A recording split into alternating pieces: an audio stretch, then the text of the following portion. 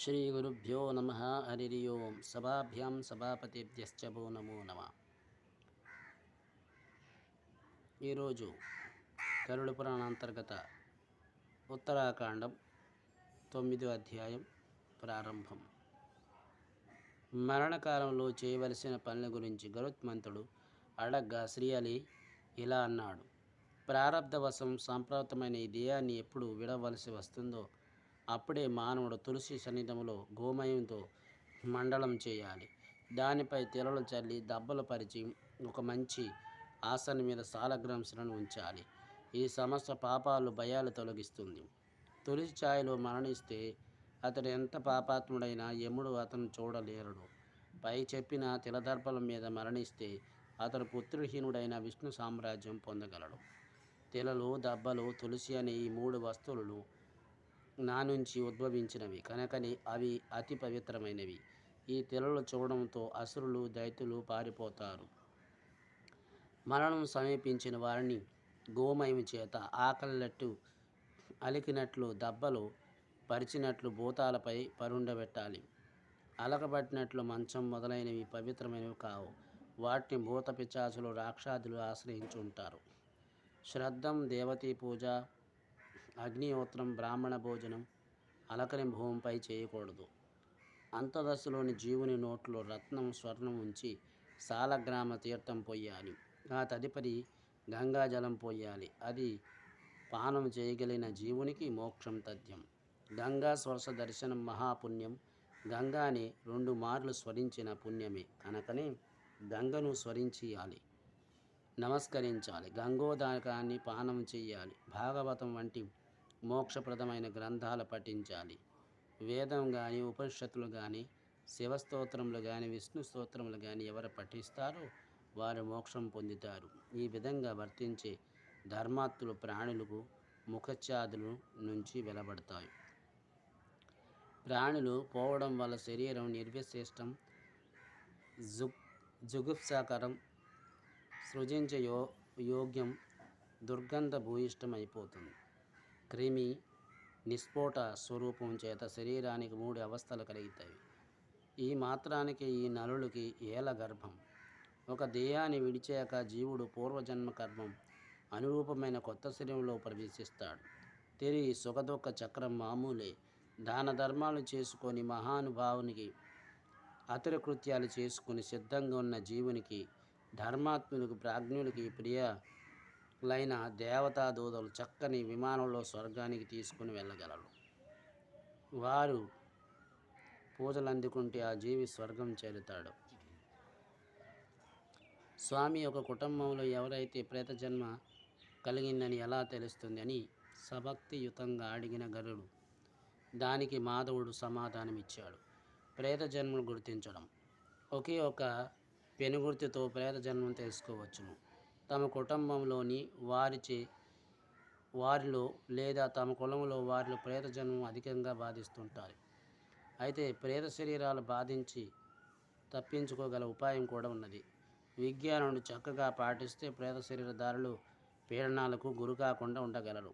అటువంటి ఉపాయాలు: కాశీ, రామేశ్వరం వంటి పుణ్యతీర్థ సేవనం, సత్కార్యాలు అంటే దాన ధర్మాలు, పూజలు, వ్రతాలు మొదలైనవి చేయడం, నిత్య హరినామ సంకీర్తనం, పితృదేవతలకు సమంత్రకంగా అర్చించడం వంటివి కొన్ని. ప్రేత జన్మం వల్ల బాధలు ఎవరికో ఏ విధంగా సత్కార్యములు చేయని వారికి, దైవభక్తి అసలే లేని వారికి, పెద్దలను గురువులకు నిందించే వారికి, అసత్యంతో పొద్దు పూడ్చేవారికి, మాంసం తినడం, కళ్ళు తాగడం, వ్యభిచారించడం వంటి వ్యసనాలకు, నీసి సంపర్కం గలవారికి ప్రేతం వల్ల బాధలకు తేలిగ్గా కలుగుతాయి. ఆ బాధలు కూడా నానా విధాలుగా ఉంటాయి. వాటిలో కొన్ని ఎప్పుడు పాపం పనులు చేయాలని తలంచి చేత ఉండడం, ముఖం దేహం కాంతిహీనంగా ఉండడం, అధర్మ చింతన, దైవభక్తి లేకపోవడం, దైవాన్ని తోలనాడడం, శృతి స్మృతి పురాణ ఇతిహాసాలకు విశ్వసించకపోవడం, వాటి పట్ల వ్యతిరేక ప్రచారం, కాపురంలో కలతలు, సంతాన సౌఖ్యం లోపించడం, పుత్రుల చేత ద్వేషించబడడం, భార్యతో నిత్య కలహం, పరస్పర నిరాధారణ, నిందోపరాణం మూలంగా ఎప్పుడు ఏదో ఒక బాధ ఇరుగు పొరుగు వారితో సఖ్యం లోపించడం, పుత్ర సంతానం లేకపోవడం, వరుసగా స్త్రీ సంతానం అధికం కలగడం, బంధువుల చేత ద్వేషింపబడడం, మిత్రులతో విరోధాలు ఏర్పడడం, ఉపవాసం ఉండదగిన ఏకాదశి నాడు భోజనం కాంక్ష, జపత పాలునట్లు విముఖత, తల్లిదండ్రులు వారిలో సమాన అమ్ముగు వారిని అగౌరవించడం, ఈన స్త్రీ జాతిలో సంపర్కం సంభవించడం, భూములు తోటలు బలవంతంగా లాగిపోవడం, దాయాదులు పోరు, నిత్య దరిద్రం, ప్రభు అగ్ని చోర భీతి, ద్రవ్యనాశనం, అంతచిక్కిన రోగాలు, బాధ, నిత్యం చేయవలసిన కార్యాల పట్ల అనాసక్తి, ఇవన్నీ ఒక కుటుంబంలో ఎవరైతే ప్రేత జన్మ పొందడం తటస్థితో తర్వాత వారికి కలిగే బాధ పరంపర. పైగా ప్రేత జన్ముడు దుష్ట రూపంలో కలలో కనిపించి తన వాళ్ళు భయపెట్టి దుర్ఘటనలు సంభవమే. గరుడు ఈ విధంగా భగవాన్ని అడుగుతున్నారు. ఓ కళ్యాణ గుణధామ, ప్రేత జన్మం కారణాలేమిటి? ఒకవేళ ఎవరైనా అట్టి జన్మం కలిగితే వారు ఏమి భుజిస్తారు? ఎక్కడ నివాసం చేస్తారు? దానికి పరమధాముడైన శ్రీమన్నారాయణ ఈ విధంగా సమాధానం చెప్పాడు. వైనతేయ, పూర్వజన్మలో మహాపాపం చేస్తూ ప్రేతజన్మం వస్తుంది.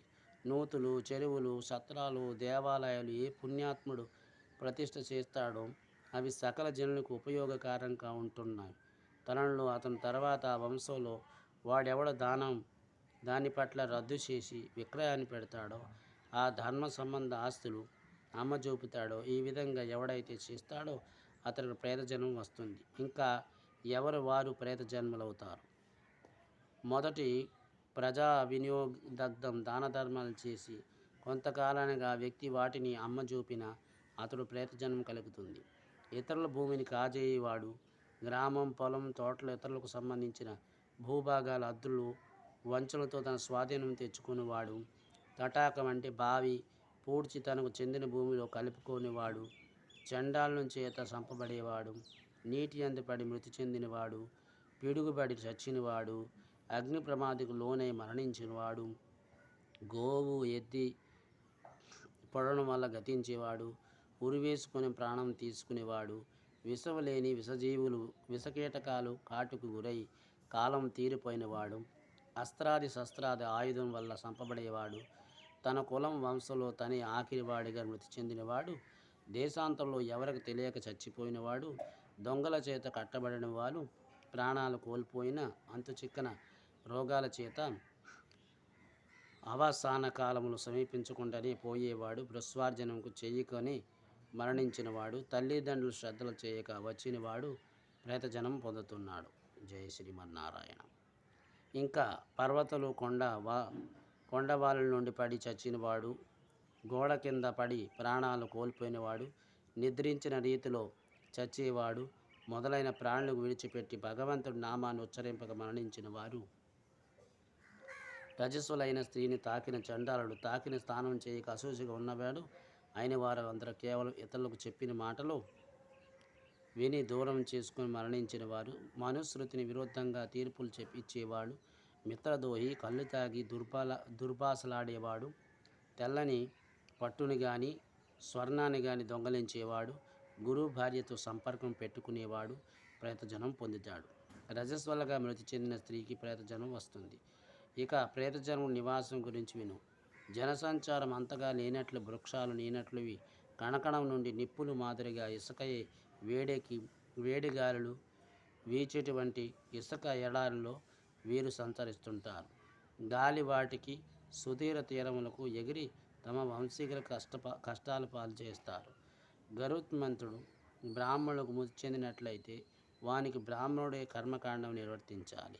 అట్లా శూద్రుడు మరణిస్తే కర్మకాండ శూద్రుడే చేయాలి. అలాగే బ్రాహ్మణుని యొక్క అగ్ని సంస్కారానికి పిడకలకు అగ్ని, వెండి పొలలో బియ్యం వంటివి శూద్రుడు తీసుకుని వెళ్ళరాదు. అలాగే శూద్రుడు గతిస్తే మిత్రత్వం చేత కానీ అదే సంసార నిమిత్తం బ్రాహ్మణునికి ద్రవ్యం తీసుకుని వెళ్ళకూడదు.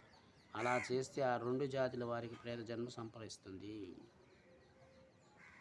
ఇది గరుడ పురాణంలో 9వ అధ్యాయం ఉత్తరాఖండ సంపూర్ణం. తిరిగి మరలా కలుసుకోమునుంది మీ అందరికీ ఒక విజ్ఞప్తి, ఈ వైశాఖ మాసంలో ముఖ్యంగా శ్రీమన్నారాయణ ఆరాధన చేయండి, ఉత్తమ ఫలితాలు పొందండి. స్వస్తి ప్రజాభ్యాం పరిపాలయంతం న్యాయేన మార్గేణ మహిమైశ్య గోబ్రాహ్మణేభ్యో మస్తు నిత్యం. సమస్త లోక సుఖనవంతు, సమస్త లోక సుఖనవంతు, సమస్త లోక సుఖనవంతు. సర్వం శ్రీమామేశ్వర పాద పద్మార్పణమస్తు. స్వస్తి.